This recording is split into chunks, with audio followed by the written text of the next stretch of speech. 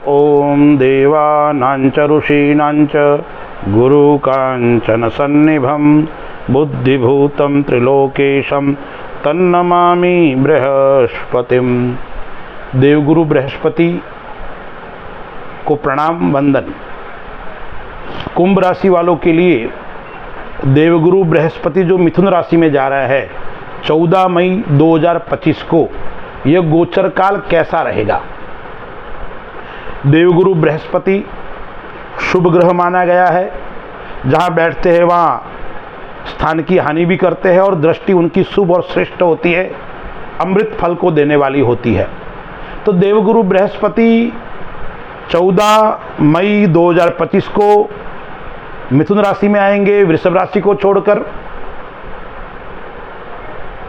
उसके बाद में 18 अक्टूबर को कर्क राशि में आएंगे, 11 नवंबर को कर्क राशि के अंदर वक्री होंगे, 5 दिसंबर को वक्री अवस्था में मिथुन राशि में आएंगे और 11 मार्च 2026 तक वक्री रहेंगे और फिर मार्गी होंगे। बीच में 12 जून से लेकर 5 जुलाई तक देवगुरु बृहस्पति अस्त भी रहेंगे। तो काफी परिवर्तन हो रहा है।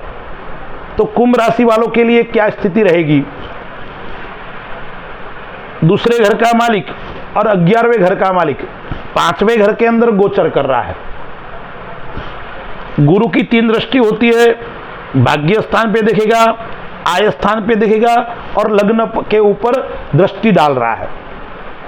तो व्यापार की दृष्टि से देखे, धन की दृष्टि से देखे तो ये गोचर काल कुंभ राशि वालों के लिए अच्छा फल देने वाला है। व्यापार में बढ़ोतरी होगी, रुके हुए काम जो व्यापार के अंदर है वो पूर्ण हो गए और नया व्यापार का योग भी इस गोचर काल के अंदर आ रहा है।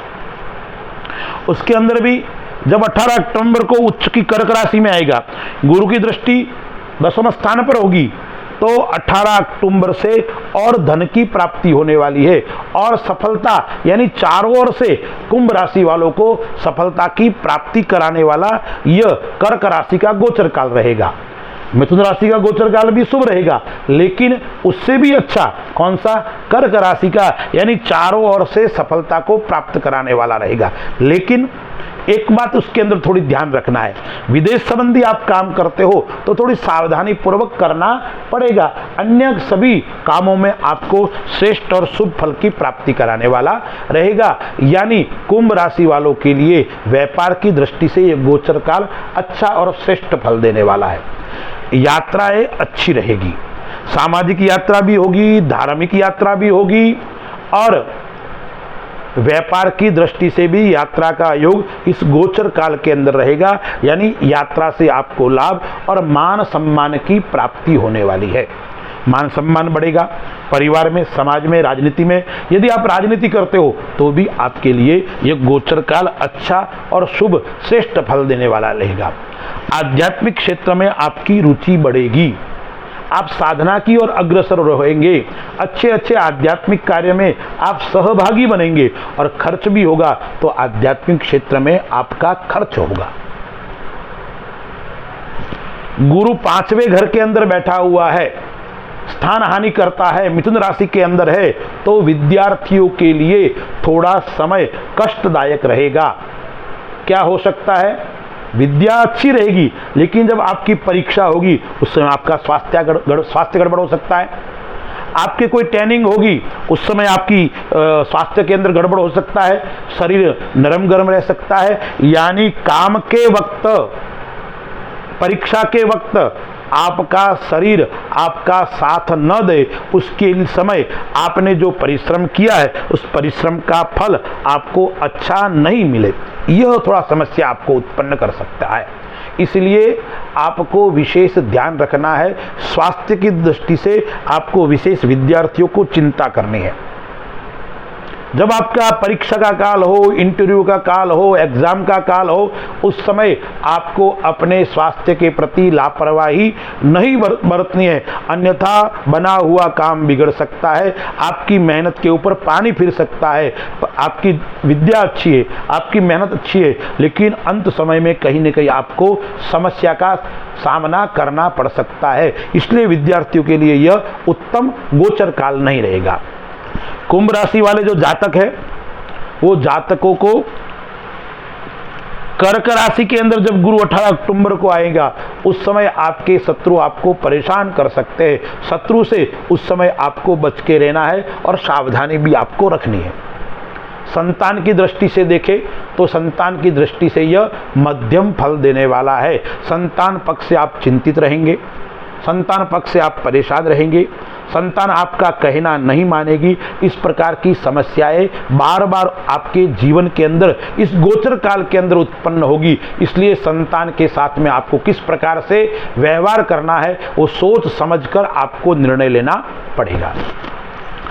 लग्न के ऊपर दृष्टि है तो आपकी निर्णय शक्ति अच्छी होगी, सोचने की शक्ति अच्छी होगी, आपका योजनाएं बहुत श्रेष्ठ होगी और योजना धीरे धीरे आपको सफलता की ओर भी ले जाएगी। और आपकी निर्णय शक्ति, आपका निर्णय आपको भी लाभ देगा और अपने आस पड़ोस के लोगों को भी लाभ देगा। यानी आपको पूछकर कोई व्यक्ति काम करेगा तो उसको सफलता की प्राप्ति होने वाली है। धन योग अच्छा रहेगा।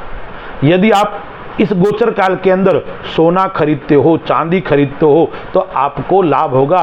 यानी सुनार का काम करते हैं, सोने चांदी धातु का जो काम करते हैं, उनके लिए यह गोचर काल अच्छा और श्रेष्ठ फल को देने वाला है। मशीनरी का काम करते हो, धातु में आ गया, तो भी आपको कहीं न कहीं लाभ को देने वाला है।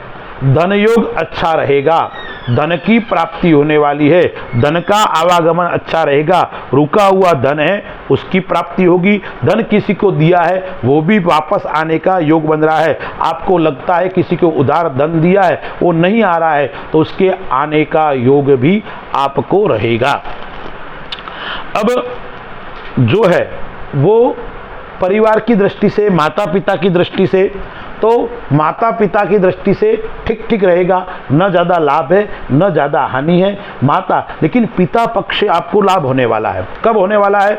जो यह गुरु जब कर्क राशि के अंदर आएगा तब पिता से आपको लाभ होगा।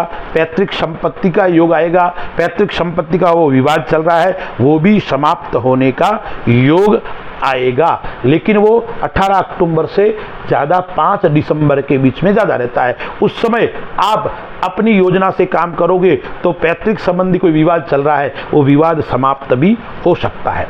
5 दिसंबर से लेके 11 मार्च तक का जो गोचर काल है वो गोचर काल के अंदर आपका स्वास्थ्य नरम गरम रहेगा। स्वास्थ्य से आपको विशेष ध्यान रखना पड़ेगा। उसमें विशेष आँख, कान, गला, उस प्रकार की समस्याएं आपको परेशान कर सकता है, या पीठ का दर्द, कमर का दर्द, इस प्रकार की समस्याएं आपको परेशान कर सकती है। तो वक्री काल के अंदर स्वास्थ्य के अंदर उठापटक रहेगी, स्वास्थ्य में गिरावट रहेगी, थोड़ा ध्यान रखना पड़ेगा। अब देखिए जीवन साथी की दृष्टि से, तो जीवन साथी से आपका लगाव रहेगा।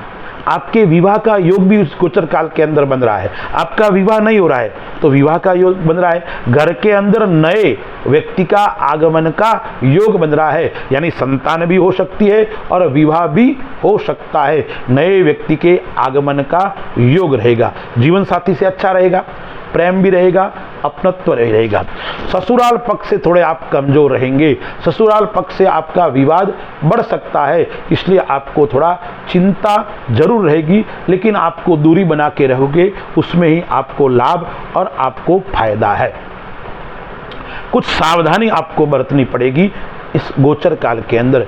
एक सावधानी बरतनी है, वो आपको नशे पते से दूर रहना है। अच्छे लोगों से के साथ में आपका संपर्क होना चाहिए, मित्र अच्छे होने चाहिए, आपकी उठ बैठक अच्छी होनी चाहिए, अन्यथा आप गलत रास्ते पे चढ़ सकते हैं, गलत रास्ते पे आप जा सकते हैं। इसलिए कुंभ राशि और कुंभ लग्न वाले जातक विशेष करके नशे आदि से दूर रहे, गलत कार्य से दूर रहे। नौकरी यदि आप करते हो तो नौकरी के अंदर आपको पदोन्नति का चांस है, नौकरी के अंदर आपको प्रमोशन, श्रेष्ठ स्थान परिवर्तन, आप जो चाहेंगे वहां आपका स्थान परिवर्तन भी होगा और आपको इससे लाभ की प्राप्ति होने वाली है।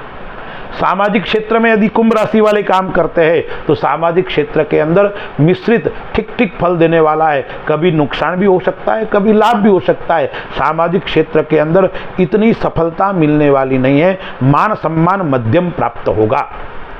अब कुंभ राशि वालों को कुछ बातों का विशेष ध्यान रखना है। एक तो गलत कामों से बचना है, एक व्यसनों से बचना है और एक गाड़ी वाहन आदि भी आपको धीरे चलाना है। साहित्यकार है, लेखक है, कवि है, उनके लिए भी यह गोचर काल मध्यम फल देने वाला है। और जो स्त्री महिला है, सगर्भा है, जिसके पेट के अंदर बच्चा है, संतान होने वाली है, उनको भी अपने स्वास्थ्य का ध्यान रखना पड़ेगा, स्वास्थ्य उनका थोड़ा गड़बड़ रहेगा। चौथे भाव के अंदर वृषभ राशि है और वृषभ राशि को गुरु छोड़ के आ रहा है, इसीलिए आपको यदि भूमि संबंधी कार्य करते हो, भवन संबंधी कार्य करते हो तो उसके अंदर उलझने का योग आ रहा है। कोई विवादित काम है उसको आपको नहीं करना है, उसको नहीं लेना है। साफ सुथरा और श्रेष्ठ काम है उसके अंदर भी आपको हाथ डालना है, विवादित कार्य के अंदर आपको हाथ नहीं डालना है। सौंदर्य के प्रति आपका खर्चा होगा, यानी आप शौक मौज के अंदर खर्चा करोगे, घूमना, शौक, होटलों में जाना, इस प्रकार के कामों में आपका खर्चा बढ़ेगा। अब उपाय क्या करना है? उपाय करना है कुंभ राशि वाले जातकों को गुरुवार के दिन भगवान विष्णु की पूजा करनी है। प्रातःकाल जल्दी उठकर अपने घर के अंदर मंदिर में बैठकर पीला आसन लेना है, चमेली के तेल का विष्णु भगवान को दीपक करना है और भगवान गुरु का मंत्र ओम ब्रीम बृहस्पतये नमः, इस मंत्र का 108 बार जाप करना है। केसर का तिलक करना है और भगवान सूर्य नारायण को केसर वाले जल से आप अर्घ्य अर्पण करोगे तो आपकी सभी समस्याएं समाप्त हो जाएगी। अस्तु, जय श्री राम।